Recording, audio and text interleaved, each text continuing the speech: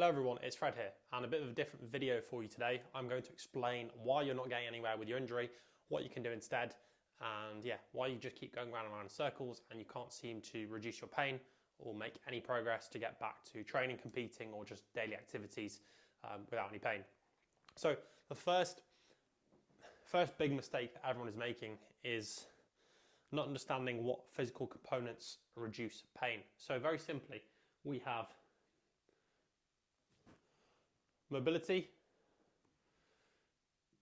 strength, plyometrics, which is just jumping, conditioning. Those four physical elements then improve your confidence, which is also another factor. But mobility, strength, plyometrics, conditioning, main factors that reduce pain from a physical point of view. Now, if you've looked something up online or you've been to a physio and they just say that one of these things is what you need to do, they're wrong. Because more than likely, you need to improve mobility, strength, plyometric, conditioning. Imagine these things as little cups, and these little cups, they go into the big cup, which is then confidence and overall performance. Now, if you just focus on one of these things, mobility, strength, plyometrics, or conditioning, then you're losing out on the other three. Now, the degree to which you split your rehab up and what you prioritize, that depends on the individual. And this should be done from like a movement testing and strength testing, and then the rehab should be dialed in on what you're weakest at. So if you're really, really strong, but you lack mobility and you lack the ability to jump properly, then most of the rehab should focus on the mobility and the plyometrics. Whereas if you're really weak, then obviously you want a bigger focus on strength. So simply blindly, randomly doing all of these things with a random exercises isn't going to help you. And that's probably why you're not getting anywhere with whatever injury you have, because you need testing initially to dial in and see what's wrong, and then from there get a structured plan in place. So they're the physical things, and they improve your confidence, which is also a massive factor. But another really important thing is your beliefs around beliefs, not V, Fred. Beliefs around your injury. So, a massive thing here is more pain. You won't be able to see this. More pain doesn't equal more damage. So, a great example of this would be lower back pain.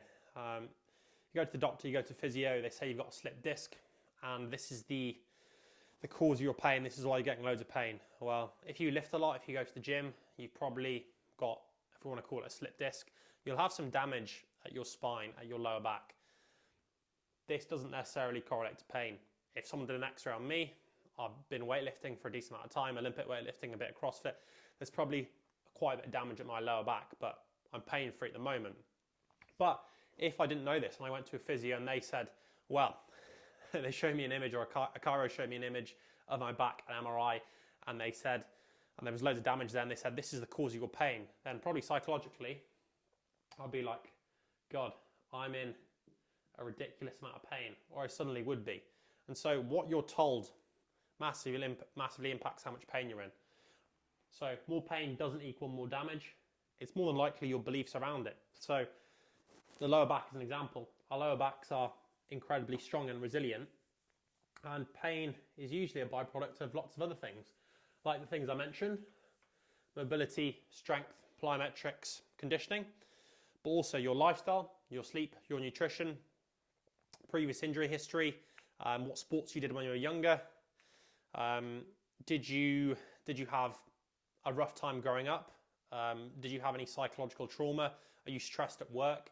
All these things can impact your lower back pain, and it's far more complex than just damage equals pain. So that's probably the number one limiting belief or thing that you need to get out of your head with any injury. Number two, which we touched upon, is single / only cause of pain. So what I touched upon previously, someone tells you, or you look on the internet, and let's say you've got knee pain, and they just say you just need to get stronger quads, and that's the only thing you need to do.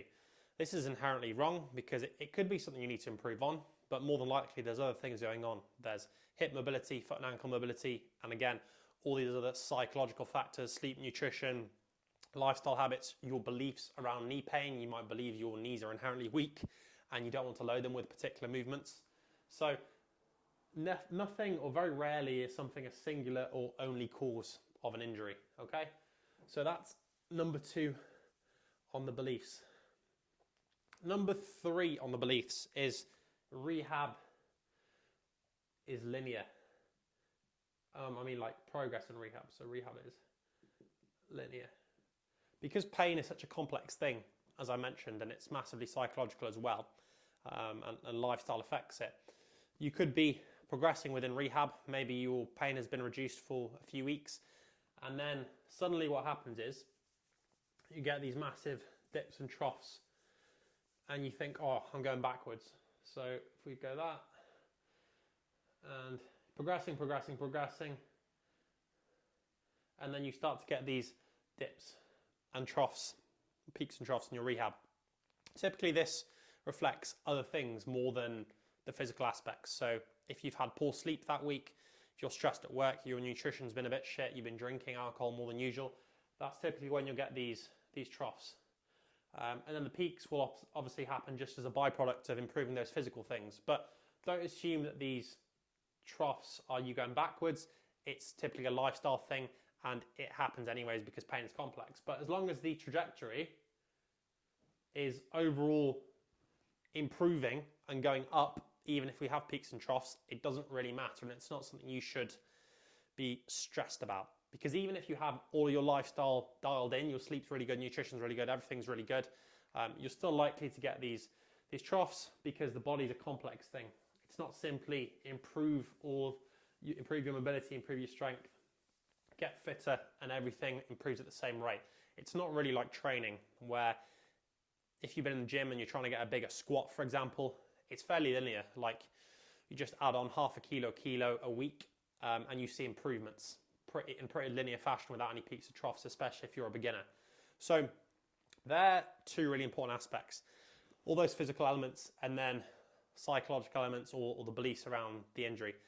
Another really important thing, and it's something that we all know but you're definitely not doing, is sleep. And the thing is with sleep, everyone gets this very wrong because we know how important sleep is. I'm not going to go over that. But I ask people how many hours of sleep you get in a night, and people say, oh, I'm getting 7 hours. But you're not really getting 7 hours because they're calculating that from the time they go to bed to the time they wake up. That's not getting to sleep. So usually what ends up happening is people take 15, 20 minutes to get to sleep. So really, they got 6.5 hours of sleep. And usually before bed, they've watched something on Netflix, TV, whatever it is. And so the quality is not really that good anyways. So again, I know in an ideal world we'd all be getting, like 9-10 hours optimal sleep. I'm not talking about optimal, but I'm just talking about improving it from 7 hours to 8 to 9 hours. That makes a huge difference. So if we can aim for 8 to 9 hours of high quality sleep, in my opinion, that's great. And again, you need to calculate that. For example, I go to bed at about 10 o'clock and I wake up at 7. That's 9 hours in my head, but it's not actually 9 hours. It's more like 8.5 or 8 and 45 minutes because of the time it takes me to get to sleep. So factor that in. Some really simple things you can do to improve the quality of your sleep. Reduce caffeine intake, so stop drinking caffeine before 1 or 2 o'clock in the afternoon because it stays in your system for a long period of time. Exercise or train in the day. Get your steps in so you actually feel tired. I would stop eating or drinking about 2 hours before bed, just for digestion and not having to get up to go to the loo. Blue light blocking glasses. I haven't got them on my desk here, but they're really, really good, which helps you, you can still watch something with these on, and that basically just relaxes you more and you can get into a deeper sleep. And then just sticking to the same routine as much as you can 7 days a week, instead of having this routine where 5 days a week you go to bed and wake up at the same time, and then on the weekend you binge and it's all over the place. I actually think that's the most important factor, going to sleep and waking up at the same time. So sleep, and again, none of you want to do it, but it's making, I would argue, the biggest impact. Number 2 is nutrition. If you're someone who's fit and athletic and you train a lot, like, this won't be an issue, but if you're a little bit overweight or you need to improve some lifestyle habits, like, this is a massive thing. So I'm not a nutritionist, but some basics you can aim for here, we know from the research that are going to improve your performance and help your recovery with injuries, is protein intake. Number 1, protein, and we want to be aiming for 1.5 to 2 grams of protein per kg of body weight. So I'm about 82, let's say 80 kilos. So let's do that for 2 grams per kilo of body weight. So that'll be 160 grams of protein in a day. And ideally you want to divide these up into 30 to 40 gram protein sittings. So if we did that for 4 meals of 40 grams throughout the day, just to keep that protein synthesis going throughout the day. That's the thing that most people miss out. And then I'm not going to go into calorie tracking and stuff like that too much, but essentially you need to understand how much you're eating from a calorie point of view. If that means tracking on something like MyFitnessPal for a little bit, that's great. I roughly know now, just by ballparking and looking at things, I know how many calories I'm consuming in a day. And if you're a little bit overweight, I'm not a nutritionist, I'm not going to get into it, but essentially you need to get in a slight calorie deficit for a certain period of time, maintaining that protein number, and then adjusting the fats and the carbs for the rest of your calories. I'm not going to get into any other health bits with veg or stuff like that. Another thing with nutrition, supplement-wise, I'd recommend creatine, 5 to 10 grams a day, depending on body weight. That's actually 5 to 15 grams a day, depending on body weight, depending on now on the new research. This is just going to help you, it's going to get you stronger, and it also has some cognitive benefits as well for your brain health. God, you can't be able to read my writing. So creatine, and then, that's just come off. Creatine, and then another one would be vitamin D. We're all pretty much, D3, we're all pretty much deficient in this in the northern, if you live in like a wet, cold place where there's not much sun. D3, I go for anywhere from 4,000 to 6,000 IUs a day. You can just get this in tablet form. Again, it's just going to help boost your mood and just generally improve how you're feeling. And how you're feeling is obviously going to impact if you can stick to your exercises, your mood, stress, all this, which is going to impact how you recover from injury. So a lot of these things people don't realise, like, I'm a physio, but honestly, 80-90% of this is lifestyle stuff. And that is the frustrating thing when people come in. If you're not sleeping well, you haven't got your nutrition dialed in, you drink too much alcohol, it's like, I can give you the best rehab program in the world, but if you're not doing the basics, no one can help you. And if they say they can, they're lying to you, because you need to lose weight, you need to sleep better, all of those things. So creatine, D3 are the main ones I'd take. Another one you could play with is electrolytes. If you train a lot, or just have them in the morning. So like essential salts can be important as well. But yeah, those are the 2 or 3 that I'd focus on. And then there's whey protein, to increase your protein intake, but I wouldn't really class whey as a supplement, to be honest. So there, we've touched on physical attributes, touched on psychological attributes, and we touched on sleep and nutrition. Now, how do we actually assess those physical attributes? So how do we assess your mobility? How do we assess your strength? How do we assess your ability to jump and change direction? Well, with mobility,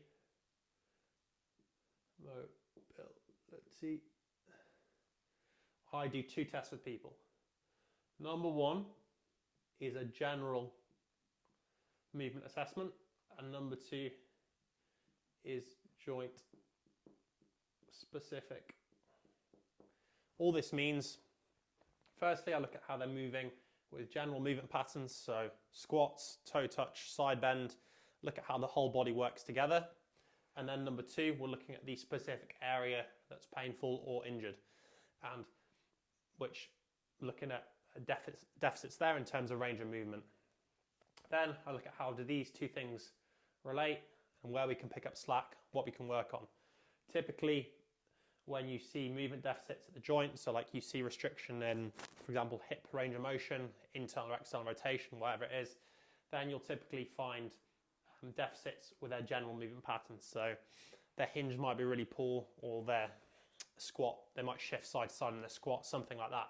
So doing these two things just allows me to kind of pinpoint the rehab and find out what the weakness is. I can't give you any specifics here because it really depends on the injury and the person. But that's the rough thing that I go through.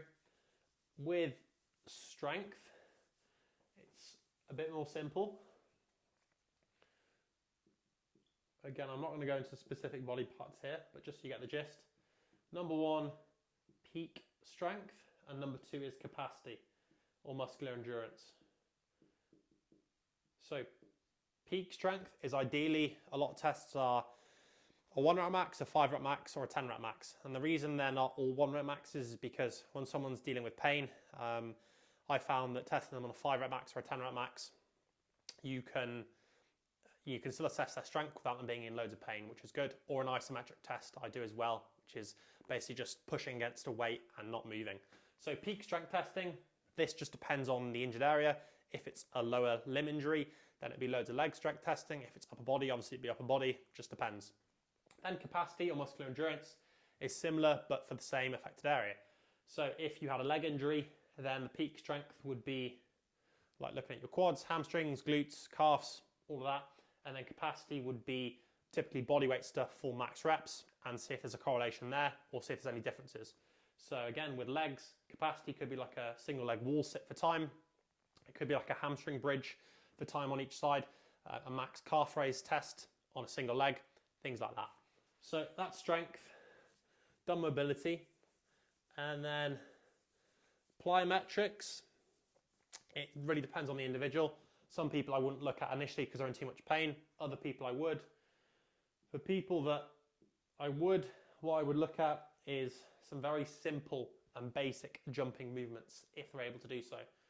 So I look at how they do a double leg pogo, and then maybe some lateral bounds. This 1, 2, and then I'll look at maybe some depth jumps there as well. This really depends on the individual and again where they are in the rehab process, because if I'm picking someone up at the very start, I'm likely to do this sort of stuff because it'll irritate them and it'll make things painful. But if you're kind of midway through rehab or towards the back end and I pick someone up, then I'll do this just to have a look at their plyometric strength. So that's all the testing. Then how is rehab structured? Base template for most people is 2 days upper, 2 days lower.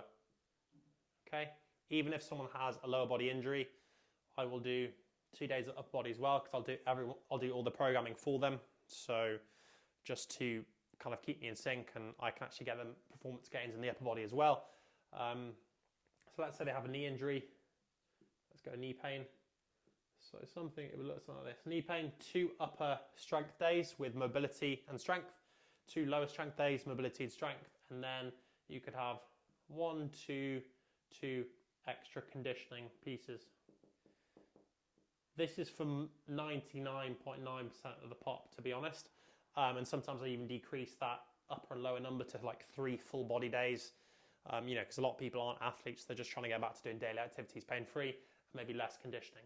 But for really high level athletes, these numbers would just be increased. So I've got some people, for example, who are like semi-professional, professional athletes. They'd be doing 3 upper body days, 3 lower body days, and then potentially even like 2 or 3 conditioning sessions as well.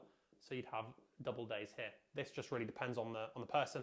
But again, as you can see, it's not just 2 or 3 random physio exercises. Rehab would be integrated with these.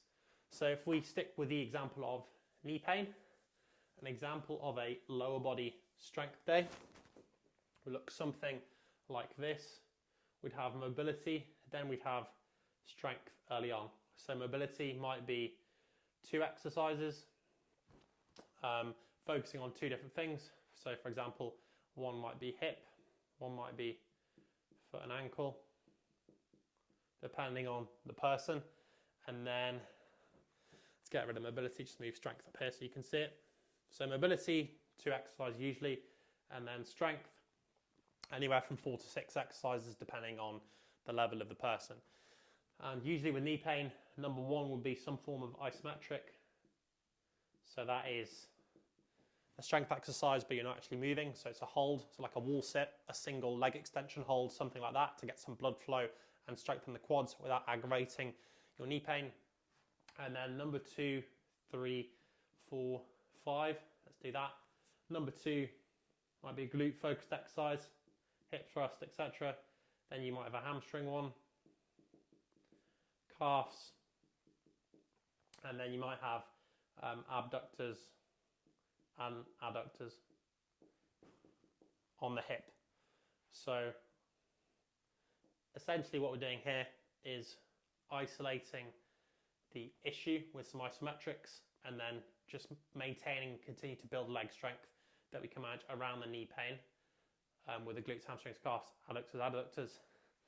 That's how an early stage knee rehab strength day for the lower body would look. Upper body would just be very similar to your standard one with a bit of mobility, push, pull, etc, etc. So hopefully I haven't waffled too much there. Hopefully that video was helpful. If you're interested in what I offer with online rehab, just check out the link down below in the description, and YouTube will recommend another video for you somewhere up there. Take care, and I'll see you in the next one.